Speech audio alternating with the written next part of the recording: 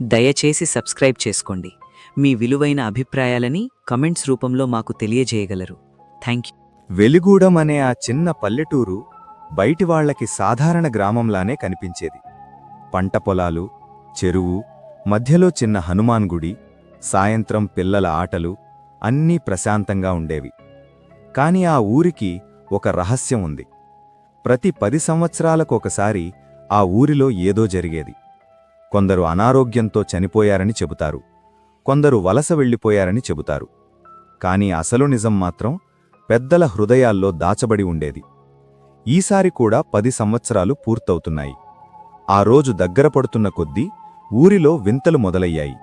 రాత్రిళ్లు కుక్కలు ఒకే దిశగా చూసి గట్టిగా మురుగుతున్నాయి. చెరువు నీరు మెల్లగా నల్లగా మారుతోంది. పంట పొలాల్లో గాలి లేకపోయినా మొక్కలు తలలు వంచుతున్నాయి. గుడిలో వెలిగించిన దీపం ఉదయం వరకు ఆరిపోకుండా ఉండేది.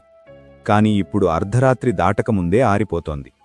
ఊరి పెద్దలు ప్రతి సాయంత్రం గుడి వెనక చేరి మెల్లగా మాట్లాడుకుంటున్నారు. యువకుడు రమేష్ ఆ విషయం గమనించాడు. ఒక రాత్రి అతను కూడా గుడి వెనక దాక్కుని విన్నాడు. ఈసారి బలి ఇవ్వకపోతే ఊరంతా పోతుంది అన్న వృద్ధుని మాటలు అతని గుండెను గట్టిగా తాకాయి. బలి? ఎవరిని? ఎందుకు? ఆ ప్రశ్నలకు సమాధానం అతనికి అదే రాత్రి దొరికింది. ఆ రోజు అమావాస్య. ఆకాశం నిండా చీకటి.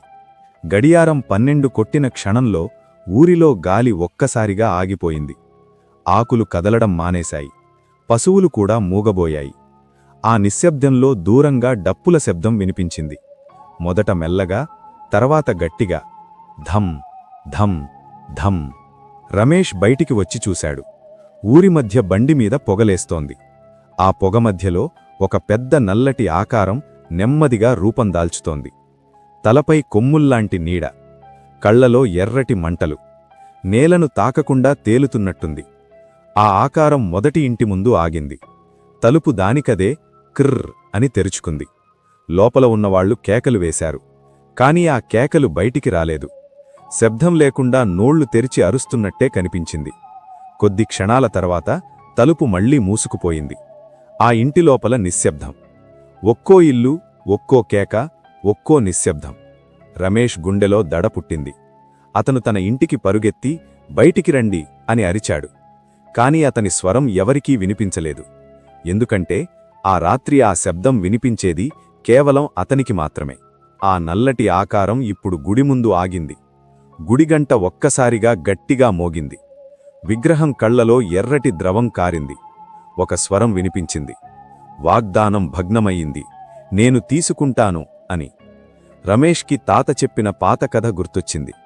ఎన్నో సంవత్సరాల క్రితం ఈ ఊరు భయంకరమైన కరువుతో నాశనమవుతుండగా ఒక తంత్రికుడు వచ్చి ఆ దెయ్యంతో ఒప్పందం చేసుకున్నాడట.